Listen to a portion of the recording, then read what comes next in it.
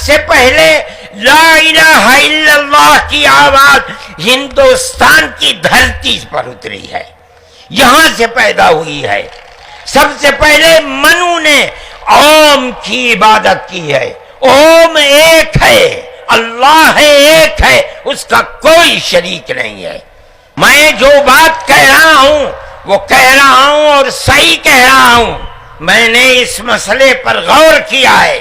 میں یہ کہتا ہوں مسلمانوں کو یہ بات سمجھنی چاہیے، اور یہ دھرم گرو بیٹھے ہیں ان کو بھی یہ بات سمجھنی چاہیے کہ جس طرح اللہ نے سب سے آخری نبی حضرت محمد صلی اللہ علیہ وسلم کو عرب کی سرزمین میں بھیجا ہے، اس کی حکمت ہے، وہ اگر چاہتا امریکہ میں بھیج دیتا، وہ اگر چاہتا ان کو افریقہ میں اتارتا، وہ اگر چاہتا سوئٹزرلینڈ میں اتارتا، وہ اگر چاہتا دنیا کے کسی ملک کے اندر اتارتا، لیکن اس کی حکمت کہ اس نے سب سے آخری نبی، نبیوں کے سردار کو اگر اتارا تو عرب کی سرزمین میں اتارا۔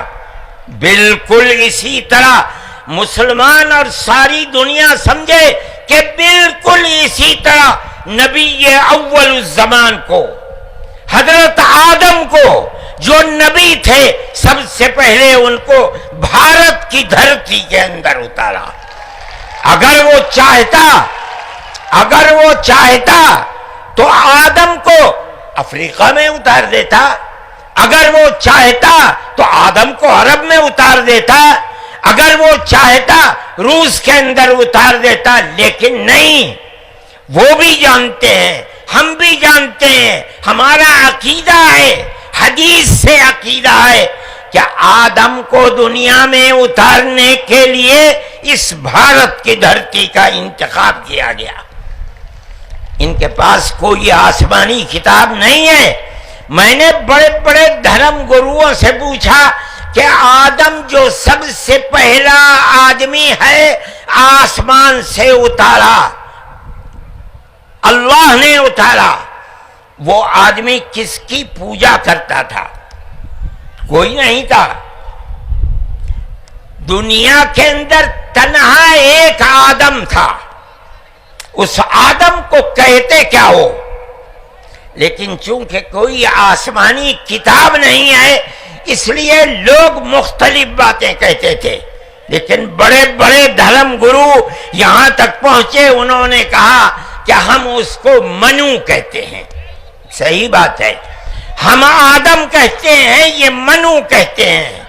ہم آدم کی اولاد کو آدمی کہتے ہیں، انگریزی بولنے والے ایڈم کہتے ہیں، فارسی اور عربی بولنے والے آدم کہتے ہیں، اور یہ اس کو منو کہتے ہیں جو اس بھارت کی دھرتی کے اوپر اترا۔ ہم آدم کی اولاد کو آدمی کہتے ہیں اور یہ منو کی اولاد کو منش کہتے ہیں۔ سوال یہ پیدا ہوتا ہے، میں نے بڑے بڑے دھرم گروؤں سے پوچھا، جب کوئی نہیں تھا، نہ شری رام تھے، نہ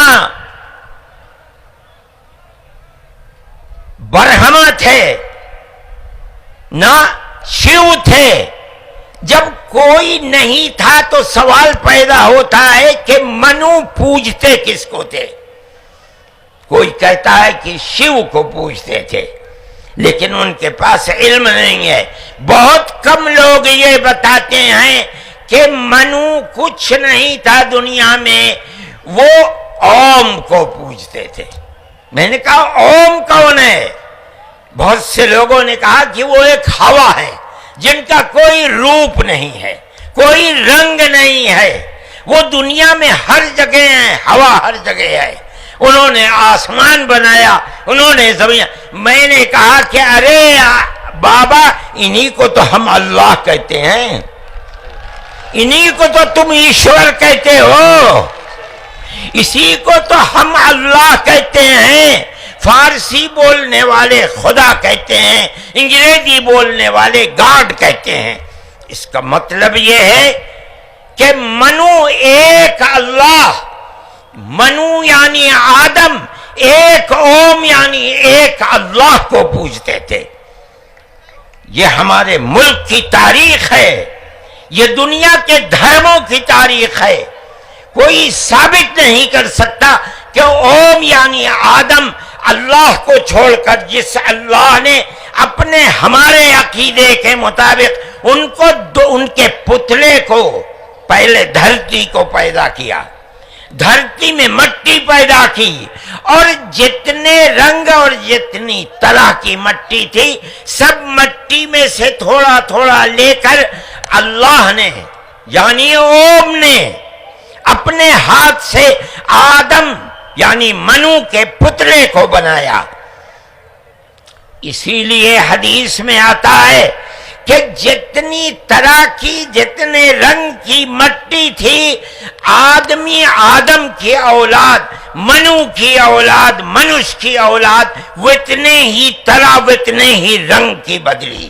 کوئی مٹی سخت ہے، آدمی کے دل کے اندر سختی ہے، کوئی مٹی نرم ہے، جیسی مٹی تھی ویسا ہی اثر آدم یعنی منو کی اولاد کے اندر پایا جاتا ہے۔ یہ ہمارے اس دھرم کی خصوصیت ہے۔ اس کا مطلب ہے کہ سب سے پہلے لا الہ الا اللہ کی آواز ہندوستان کی دھرتی پر اتری ہے، یہاں سے پیدا ہوئی ہے۔ سب سے پہلے منو نے اوم کی عبادت کی ہے۔ اوم ایک ہے، اللہ ہے، ایک ہے، اس کا کوئی شریک نہیں ہے۔ پھر یہ چیز چلتی رہی۔ یہ آدم اور اوم کا یہی عقیدہ تھا، ان سے غلطی ہو گئی۔ ہمارا قرآن کہتا ہے وہ پریشان تھے کہ میں اپنے اللہ سے یعنی اوم سے منو سے جو غلطی ہوئی ہے اپنے اوم اور اپنے اللہ سے معاف کیسے کراؤں۔ قرآن کہتا ہے اللہ نے ان کے دل کے اندر ڈالا، فَتَلَقَّى آدَمُ مِن رَبِّهِ كَلِمَاتٍ فَتَابَ عَلَيْهِ۔ وہ بات کیا تھی؟ قرآن کہتا ہے رَبَّنَا ظَلَمْنَا أَنفُسَنَا وَإِن لَّمْ تَغْفِرْ لَنَا وَتَرْحَمْنَا لَنَكُونَنَّ مِنَ الْخَاسِرِينَ۔ اے میرے اور میری پتنی ہموتی کے مالک پالنہار، ہم سے غلطی ہو گئی، ہم نے اپنے اوپر ظلم کر لیا۔ اے اوم، اے اللہ، اگر تو نے معاف نہیں کیا تو ہم بڑے ٹوٹے میں رہ جائیں گے۔ اس کا مطلب ہے کہ وہ ایک اوم ایک اللہ کی عبادت کرتے تھے۔ یہ اس دھرتی کی تاریخ ہے۔ نہ اس وقت شیو تھے، نہ رام تھے، نہ برہما تھے، کوئی نہیں تھا، تنہا آدم اور منو تھے۔ وہ جانتے تھے کہ ان کا پالنہار کون ہے، وہ ان کی عبادت کرتے تھے۔ پھر اس کے بعد ان کی اولاد چل پڑی اسی دھرتی کے اوپر، انہوں نے چراغ ایک اوم یعنی ایک اللہ کی عبادت کا اس بھارت کی دھرتی پر دنیا میں سب سے پہلے جلایا تھا۔ کچھ دنوں کے بعد وہ چلے گئے دنیا سے، اپنی اولاد کو یہ سبق دے کر گئے۔ ان کی اولاد جانتی تھی کہ پالنہار کون ہے۔ قرآن کے اندر دو بھائیوں کا ذکر آتا ہے، آدم کی اولاد، ایک دوسرے میں لڑائی ہو گئی۔ ایک نے کہا لاقتلنک، میں تجھے جان سے مار کر ہی دم لوں گا۔ یہ دنیا کے اندر ہمارے آقا حضرت محمد صلی اللہ علیہ وسلم فرماتے یہ دنیا میں سب سے پہلا قتل ہے۔ دوسرے بھائی نے کیا کہا؟ لئن بسطت الی یدک لتقتلنی ما انا بباسط یدی الیک لاقتلک۔ اے بھائی، اگر تو مجھے قتل کرے گا، ہاتھ بڑھائے گا، میں تو تجھے قتل کرنے کے لیے ہاتھ نہیں اٹھاؤں گا۔ کیوں؟ کہتا انی اخاف اللہ رب العالمین، میں اس اللہ سے، اس اوم سے جو سارے جہان کا پالنہار ہے، مجھے تو ڈر لگتا ہے۔ یہ کس نے بتایا کہ اللہ ہے اوم اور وہ ساری جہان کا پالنہار. یہ وہی ہے جو باپ نے بتایا تھا، منو نے بتایا تھا، آدم نے سکھلایا تھا. آدم اس دنیا سے چلے گئے، 10 20 25 50 100 پیڑھیوں کے بعد اولاد بھول گئی سبق، دائیں بائیں ہونے. اللہ نے دوسرا نبی بھیج دیا. کس کو؟ حضرت شیس کو بھیجا. دنیا کہتی ہے کہ ان کی قبر اجودھیا کے اندر موجود ہے. انہوں نے چراغ جلایا، اپنا کوئی چراغ نہیں، وہی چراغ جو باپ نے جلایا تھا. کیا؟ اللہ ایک ہے، اوم ایک ہے، اس کے سوا کسی کی عبادت نہیں. وہ بھی چلے گئے دنیا سے 10 20 25 50 پیڑھیوں کے بعد، وہ بھی دائیں بائیں ہوئے. اللہ نے تیسرا نبی بھیج دیا حضرت ادریس کو. انہوں نے کیا بتایا؟ اپنا کوئی چراغ نہیں، دین کا وہی چراغ ہے جو آدم نے اس دھرتی کے اوپر جلایا تھا. کیا؟ اللہ ایک ہے، کوئی اس کا شریک نہیں. کچھ دنوں کے بعد وہ بھی ختم ہو گئے. پھر چلتے چلتے پھر اولاد دائیں بائیں ہونے لگی. اللہ نے چوتھا نبی بھیج دیا. وہ کون؟ حضرت نوح. اس کو یہاں کے ہمارے برادران وطن کہتے ہیں، جو پڑھے لکھے لوگ ہیں وہ کہتے ہیں دوتو نبی، دوتی منو، دوسرے منو. کیا مطلب؟ انہوں نے 950 سال وہی چراغ جلایا جو پردادا نے جلایا تھا، منو نے اس دھرتی کے اندر جلایا تھا. مگر لوگوں نے مانا نہیں، بددعا کی انہوں نے. ساری دنیا میں طوفان آیا اور ساری دنیا ڈوب کر مر گئی. بس ان کے 3 بیٹے جو ان کے ساتھ کشتی میں تھے اور کچھ عورتیں تھیں وہ رہیں. اس کے بعد پھر ان سے نسل چلی. ان کا پیغام کیا تھا؟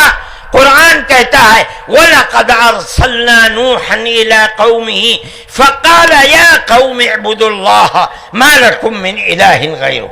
اے میری قوم، ایک اللہ یعنی ایک اوم کی عبادت کرو، اس کے سوا کوئی اوم نہیں ہے.